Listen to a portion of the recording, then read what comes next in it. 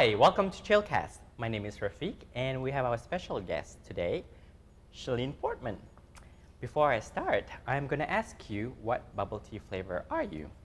We have milk tea, avocado, mocha bean, French vanilla, taro, or almond.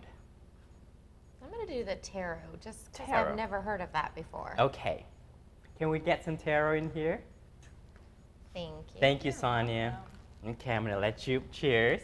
Let's Cheers. drink that. Mine is mocha bean.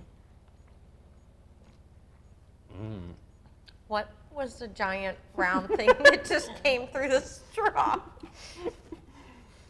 It is tapioca pearls. Do you like tapioca pudding? Mm-hmm. That's it. It's really good for you. Okay. So before we start, tell me a little bit more about yourself and what have you been up to past year? This last year has been really crazy for me. It's it's a dream come true. Okay. I am a writer, director, producer, and I made my first feature called The Significant Other. Which you have the poster back That's here. one of the posters for it. Yep. And it recently was picked up for distribution. Wow. So I got to go Congratulations. to Cannes Film Festival and the Marché du Film, which it debuted at the Marché du Film, so it was up for sale to the film industry this spring. So Wonderful. yes, it was an amazing trip. So this whole process has been it's very surreal. You know, I had never made a film before, Okay. so this was Wow, that's a lot of risk. it you could put it that way. Yeah, come to think of it. No, I actually got into the industry because I went after a series of books by Anne McCaffrey. Okay. And I did that because of my mother. She is an actress, Okay. and she encouraged me to try to produce these books into a film. I had no clue what I was about to get into, but I don't regret it. I absolutely don't Good. regret it.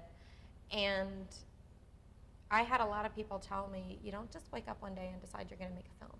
It just doesn't work that way. I'm sorry, can't help you. But it works And for you. It worked for me, and I'm sure I'm not the only one out there. You know, this is our new poster, actually. I brought some. Yay, show we and have tell. show and tell. and That's tell. awesome. Okay. So this is the new poster. This Okay. is what the distributor came up with, and as you can see, it's pretty funny looking. It makes you I wanna laugh go just see looking it. at it. Yeah. So and this is And of course, that guy is cute right there. well, Mhm. they're both. I have to go see him. They're both hot. Okay, I'm gonna tell you right now. I had some hot men in my movie. Okay, I'm Some going to be really in your hot film men. next time. I had some really pretty girls too, but I had some definitely hot men in my movie.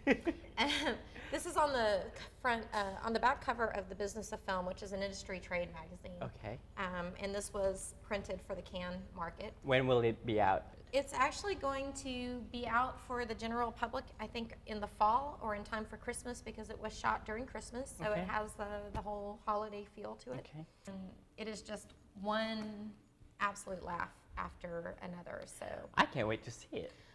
well, I brought a clip actually for you to see today. Wonderful. Well, can we share it with the audience? Absolutely. We can watch the clip right now. You are not kidding. He really is a hunk.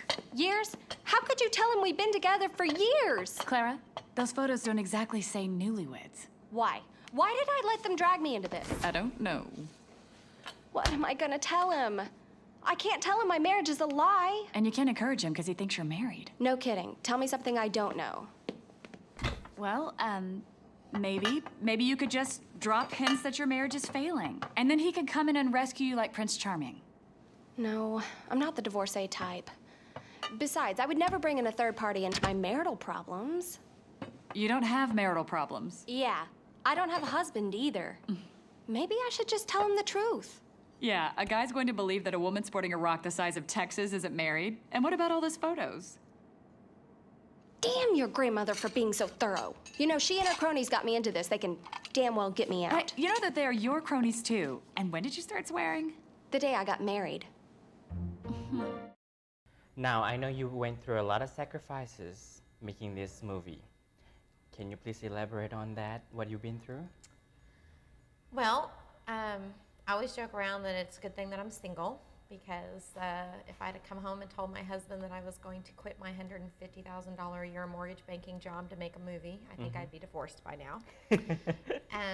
And I was in the middle of a huge lawsuit. My house had been hit by a storm. It did about $500,000 Wow. worth of damage, and the insurance company didn't want to pay for it. Just after we wrapped, I wound up in a huge lawsuit with the roofer that put the roof on so badly on my home that it had holes in it that you could stick your hand through. Leaked like a sieve. And when I refused to give him any more money, he filed suit against me and for foreclosure against my home. Chased me out of my house. It was pretty scary, and everybody I think on my team would have been completely understanding if I had quit with everything that was going on, but honestly I had to keep working on it because it was the And only... you know, they always want you to quit. You know, in the back of their mind, it's like, oh, she's gonna quit, you know? Yeah, well, I don't think my team wanted me to quit, but I think some other people would have been happy. In the midst of all this incredible emotional turmoil, I mean, I'd lived in my home for 11 years. It was actually the house we shot the movie in. So it was the giant Victorian house. It was my dream house. And right after that, the mortgage industry crashed. Right. So here I am, I'm broke, I've got no house, I'm living in an apartment, I have no job because nobody wants to hire anybody from the mortgage industry. And so I'm selling my antique furniture to pay my rent. And in December of 2009. That just make me nervous. You say all that, you know. It's like, oh my God, I look it's back like all and your I just, stuff. I mean, I was hanging on by the hairs of my chinny chin chin, and I don't have many. So, of course, that may be why I pulled them all out. Now, the movie is where it's screened or filmed at your house, right? It was shot in Gainesville at my old house. Yeah. Right. Does that invoke any emotion that you go, oh, I don't have that house anymore? I am so thankful we shot the movie. And as horrible as the timing was, every time I watch the film, I have this beautiful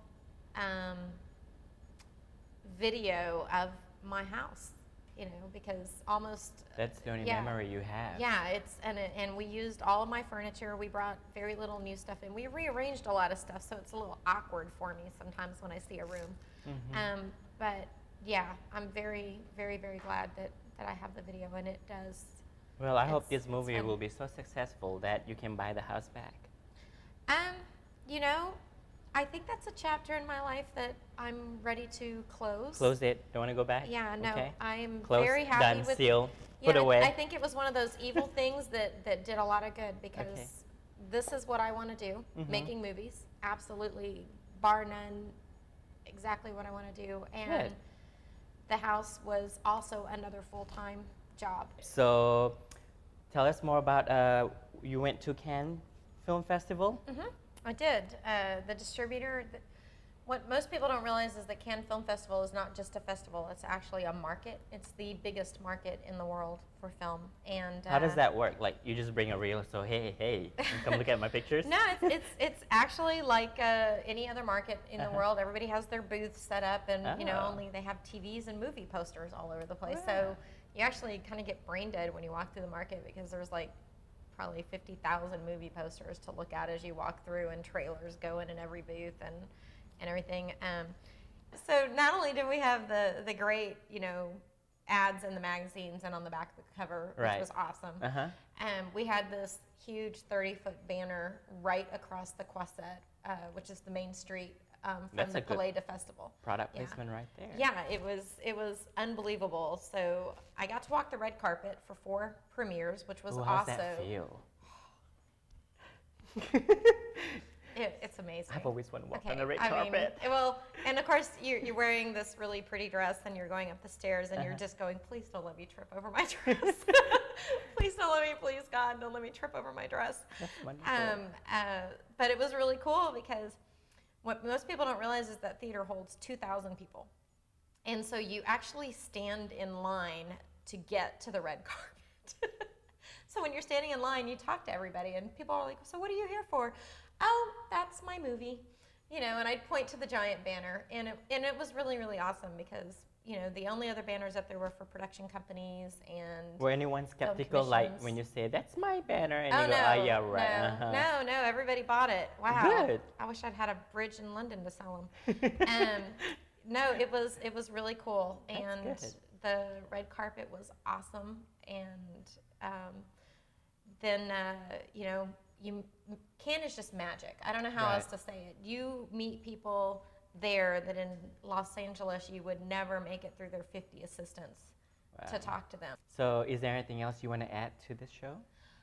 Well, definitely if you're in the Dallas-Fort Worth area, make sure you check out the website for the screening. It's going to be at the Angelica. I don't know the dates yet because USA Film Festival and I are still working that out. But there will be an after party. Okay. And the very kind Will there be a red folks, carpet? You know, I don't know about that. I don't know if we'll get to do red carpet on this one. Because I want to pull a Valentino on me. I'm just kidding.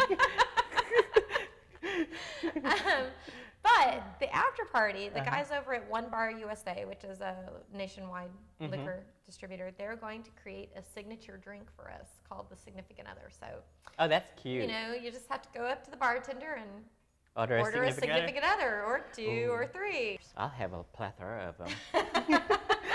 I'll drink to that. Yeah, let's toast to that. Cheers to you, Shalene, for Thank all the you. work that you do, and thank you for joining us. And please join us back again here at Chillcast with Rafiq.